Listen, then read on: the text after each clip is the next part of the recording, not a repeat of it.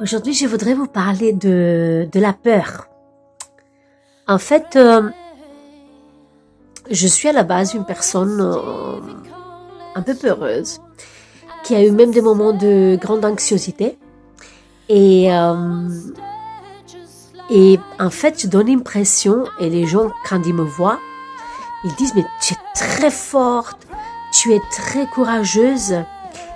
Et je voulais juste dire qu'en fait, cette force qui m'est arrivée dans ma vie, et je vais vous donner quelques exemples, n'est pas venue de moi, est venue effectivement du fait que je me suis toujours sentie protégée par Dieu. Donc, par exemple, une fois en 99, je me suis trouvée confrontée dans un scandale politique en Roumanie.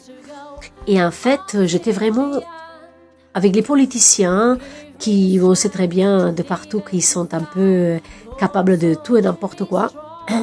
Et je me suis trouvée dans un contexte très anxiogène. Et à l'époque, j'avais une seule prière que je faisais, une prière à Notre Père le soir, même pas une prière le matin.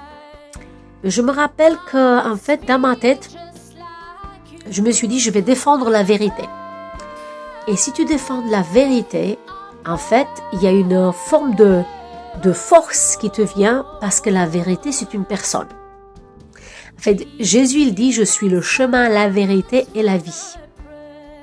Ça veut dire que la force extraordinaire qui te vient quand tu défends la vérité, c'est une force qui vient du fait que tu défends une personne et que cette personne te défend de toi et elle est avec toi et te protège. J'ai eu des moments aussi dans ma vie, par exemple, et du coup, je vaincu dans cette guerre, je suis sortie très bien, et même je suis sortie sous forme de héros national, quand à la base, je ne suis pas vraiment héros. J'aime prendre des risques mesurés, ça veut dire que je ne vais pas aller en héros, il n'a pas de carapace de protection, et il va comme ça à la guerre. Moi, je suis... J'ai défendu la vérité, mais j'avais quand même des peurs. Après, ça m'est arrivé aussi d'avoir des angoisses par rapport à la guerre et des choses comme ça, me sentir démunie avec des grandes peurs. Et pour les angoisses contre la guerre et contre, je sais pas, le coronavirus, des trucs comme ça, en fait, j'ai demandé à un prêtre de prier pour m'enlever l'esprit d'angoisse. À quoi elle est liée l'angoisse? L'angoisse, elle est liée vraiment du fait que déjà qu'on se sente seul au monde et qu'on se sente pauvre et surtout qu'on se sente dans une insécurité totale. Et la peur de la mort, la peur de l'inconnu, la peur de l'insécurité, toutes ces peurs-là, en fait, ils nous paralysent au fur et à mesure. Parce que l'être humain, il est fait pour chercher la sécurité. Mais jusqu'à où va-t-il aller pour chercher sa sécurité? Parce que quand on cherche que sa sécurité, on ne sort plus de sa zone de confort. Et en fait, on est en train de manipuler la vie et les autres pour garder notre sécurité. En fait, le fait de se laisser sans sécurité dans les mains de Dieu, c'est une façon de ne pas contrôler sa propre vie. Donc, faut pas tomber dans le esprit un peu narcissique qui fait à tout contrôler et à faire tout que ça nous sert et dans notre direction qui nous arrange. C'est la solution, c'est de lâcher prise et de prendre quelques risques et de accepter de pas avoir toujours une sécurité totale et pas avoir risquer quelquefois d'avoir peur et d'accepter cette peur. Voilà. Donc je veux dire, quand on est dans une phase de total contrôle de notre vie, en fait, on se crée de plus en plus d'angoisse pour pouvoir se sécuriser de plus en plus.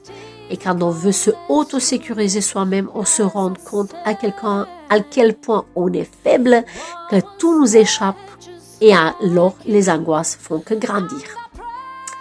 Donc, le fait de savoir que Dieu nous protège, le fait de savoir que Dieu, il est là autour de nous, à nous et tout autour de notre être, qui va devant nous, qu'il est derrière nous, et qu'il est à droite et à gauche, ça nous confère une espèce de sécurité extraordinaire,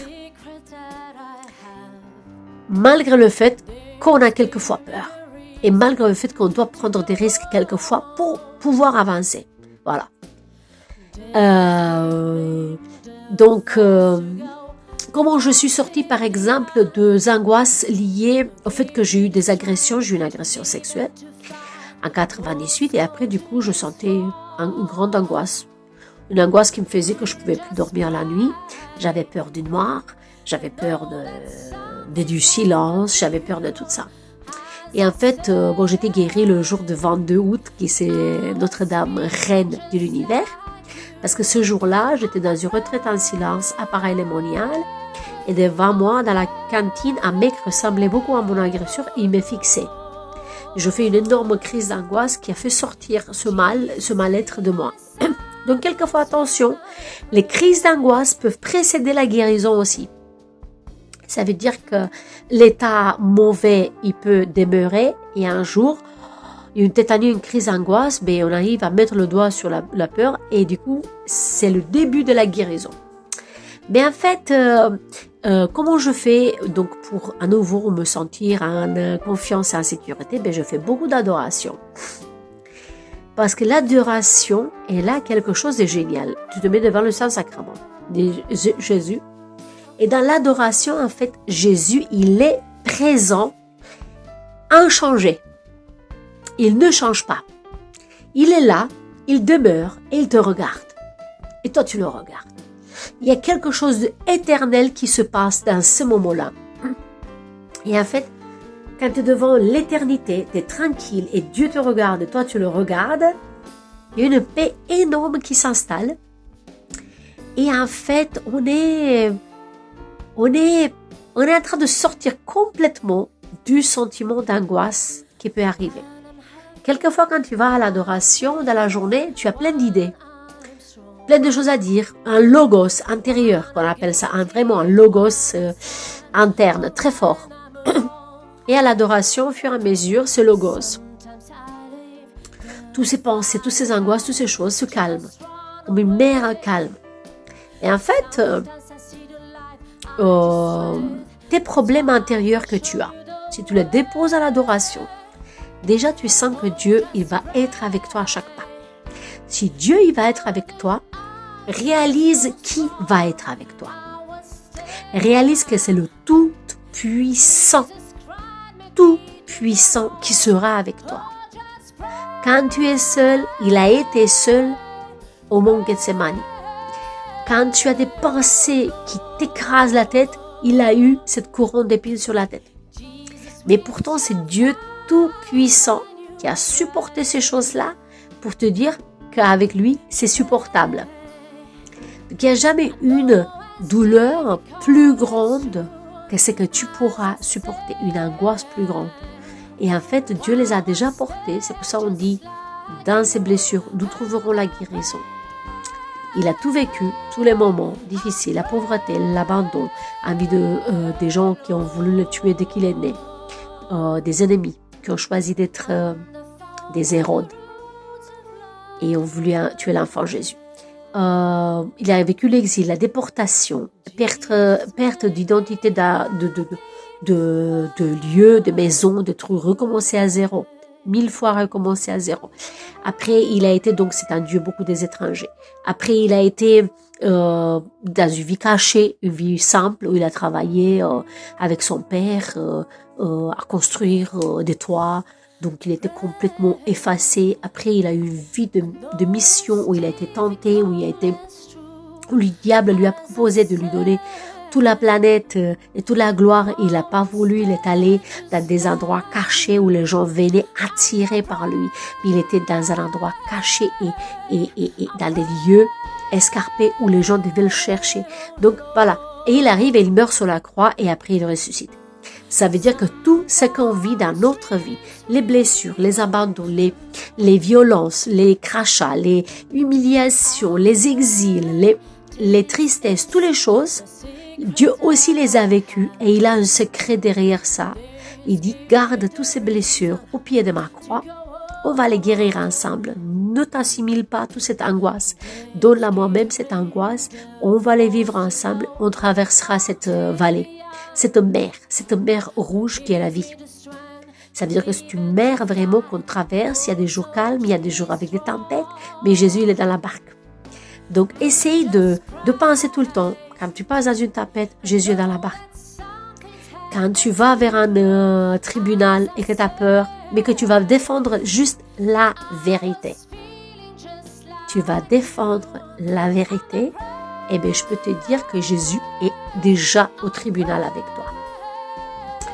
Quand tu as n'importe quelle requête, j'ai besoin de ça, de ça, de ça, de ça, dépose-le devant Dieu.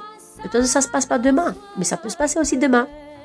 Il peut y avoir des moments miraculeux qui se passent ou ça peut venir dans le temps. Et les angoisses, surtout les angoisses, donne-les à Jésus et dis à Dieu, libère-moi de ces angoisses par ton sang, avec ta souffrance sur le mont Gethsémani, libère-moi de ces angoisses. Donc voilà, je voulais juste vous parler de ça, parce qu'en fait, dans ma vie, beaucoup de gens m'ont dit, mais comment tu as été courageuse pendant un cancer? Comment tu as pu pendant un cancer pas avoir peur et tout? En fait, je me suis emparée d'une prière de Marthe Robin qui disait s'abandonner à la volonté de Dieu. Je me suis dit que si j'ai une maladie, peut-être que ma maladie peut aider pour la conversion des pécheurs. Donc, sans me dire non plus que je vais faire quelque chose, mais ou je l'ai offert aussi pour les âmes du purgatoire. Voilà, c'est une offrande de ma souffrance. Et après, donc j'ai essayé que ça soit pas une maladie stérile. Je voulais qu'elle porte un fruit. Quelque part. Du coup, j'ai accepté tous les trucs insupportables, perfusion, opération, médicaments, chimiothérapie et tout ça. Et après aussi, je me suis dit, je pris la phrase, Dieu a donné, Dieu a repris, que le nom du Seigneur soit béni. Ça veut dire que je suis restée là dans la bénédiction au milieu de la tempête de la maladie, en me disant que Dieu m'a donné une santé, mais que si aujourd'hui on m'enlève la santé parfaite, ben Dieu a repris. L'idée c'est qu'après la maladie, une fois que j'étais guérie, en fait j'ai retrouvé double de santé. Dieu a renouvelé ma santé. En fait aujourd'hui je me sens mieux qu'avant. Ça veut dire que c'est ça. À Job, il lui est arrivé la même chose. Donc je veux dire qu'en fait que les gens ils voient de l'extérieur, ils se disent « Waouh, mais t'es fort, t'as eu la maladie, t'as eu ci, t'as eu ça, t'as été violée, t'as été exilée, t'as fait ça, t'es une forte. » Je ne suis pas une forte. Je ne suis pas une forte, c'est juste que ma force et mes réussites sont dans le secret de la croix, le secret de l'Église. Par exemple, vous traversez une période très difficile. Qu'est-ce que vous allez faire? Vous allez vous renforcer, prendre des vitamines. Il faut faire le contraire. Dans les périodes difficiles, il faut s'affaiblir. Il faut jeûner. Il faut s'affaiblir pour donner plus de force à Dieu. Ça veut dire que vraiment accepter que la période elle est tellement difficile qu'il faut jeûner, être encore plus faible. Vous voyez, c'est le mystère de la croix. Si Dieu a accepté d'être faible, de jeûner, commencer sa mission en jeûnant, accepter la croix jusqu'au bout, les humiliations, ils ont voulu le tuer plusieurs fois, juste parce qu'il disait la vérité, et que finalement ils ont fini par le tuer, mais il a ressuscité, parce qu'en fait on ressuscite chaque fois. Donc, les stress, les problèmes, les angoisses sont temporaires, peuvent être une période, ça il faut toujours l'avoir en tête. Par contre, le bonheur, elle est en abondance, elle est permanente. Et en fait, un jour, toute notre vie ira au paradis. Et puis c'est tout. Voilà, donc regardez la finalité. Ne stressez pas trop des effets spéciaux autour, genre des maladies et tout ça. Oh, on entend le verdict cancer. Attendez, c'est une maladie. Peut-être elle est déjà en train d'être guérie. Il y a aussi des miracles à demander. Mais moi, par exemple, j'ai pas eu un miracle de guérison fracassant. J'ai eu plusieurs miracles. Par exemple, à la fin, au milieu de ma chimiothérapie, j'avais plus d'immunité, j'avais plus de globules blanches. Alors, je demande à un prêtre d'activer. J'ai eu cette idée à la messe. Je dis, Jésus, j'aimerais que c'est toi qui fasses un miracle eucharistique, qui me transfuse de tes globules blanches et de ton immunité à chaque Eucharistie que je vais prendre. Et alors, je suis allée communier tous les jours. 2 semaines plus tard, ils ont refait mes analyses. Et bien, j'avais les analyses meilleures. Meilleures que quand j'avais commencé la chimiothérapie. Ça veut dire que Jésus m'a vraiment transfusé à travers la Sainte Eucharistie. Voilà. J'ai eu l'audace de demander des choses impossibles et je les ai eues. Et donc, en sortant de la chimiothérapie au bout de 12 séances, donc à la 6e, j'avais plus d'immunité. Et au bout de la 12e, j'étais avec une meilleure immunité que quand j'étais rentrée dans la chimio et même avant, les analyses d'avant. Ça veut dire que mes globules blanches, ils ont grimpé. Et ça, c'est un miracle eucharistique. Mais ça existe. En fait, Dieu nous donne assez des solutions, des occasions de vivre le miraculeux dans sa vie. Et peut-être les maladies sont le miraculeux pour vivre Dieu. Les maladies, ce sont peut-être la possibilité de guérir et devant le monde avoir l'impression qu'on est vachement fort. Mais en fait, on a justement parce qu'on était faible qu'on est devenu fort. Donc voilà, je vous répète, le courage que je montre quelquefois ou la force, ce n'est pas une force. C'est en fait justement le fait que je laisse le Seigneur agir dans ma vie malgré le fait que j'ai peur, malgré le fait que j'ai pas de force et que quelquefois les épreuves sont trop grandes. Ils sont très grandes, mais ils sont jamais trop grandes parce que Dieu sait exactement combien donner et à quel moment arrêter de donner trop. Voilà, donc c'est ça sur les peurs et sur le courage. Le courage, c'est que Dieu, il est devant nous. Tant qu'on protège le chemin, la vérité et la vie, le chemin des gens, la vérité pour les autres et on protège la vie, Dieu sera toujours de notre côté. Parce que c'est lui le chemin, la vérité et la vie. Ça veut dire que tous nos chemins, toutes les choses qu'on veut faire dans la vie, s'ils mènent vers la vie, vers la vérité et vers l'amour, ça vient de Dieu et il faut le défendre. Mais s'ils sont embobinés, comme c'est en ce moment, avec toutes ces théories du genre et tout ça, il est embobiné dans le mensonge. Tout ça, c'est dans le mensonge. Et bien ça, il ne faut pas défendre. C'est pas la peine de défendre ça. Il faut défendre le chemin, la vérité et la vie. Les autres, ce sont des idéologies. À chaque génération, il y a une idéologie qui n'est impossible à prouver. Le communisme a dit qu'on est tous égaux. C'est faux. On est tous différents. Mais non, le LGBT dit qu'on peut choisir qui on est, comment on est, et qu'on est des demi-dieux qui sont aujourd'hui femmes, demain hommes, après demain sauterelles, et qu'est-ce que c'est. C'est des faux. C'est des idéologies qui se basent sur rien de vrai. Et donc, toutes ces idéologies, si on les combat, on les combat en même temps dans la douceur dans notre cœur. Mais la meilleure façon de combattre les fausses idéologies, c'est de défendre la vérité. En fait, il faut juste défendre la vérité. Et là, on devient des héros de la foi. Des héros de la vérité. Et en fait, à la base, peut-être qu'on a peur des persécutions, peut-être qu'on a peur des autres. Mais puisque Dieu va nous défendre chaque fois, on peut avancer. C'est l'idée. On peut avancer puisque Dieu va nous défendre chaque fois. Au revoir et à bientôt.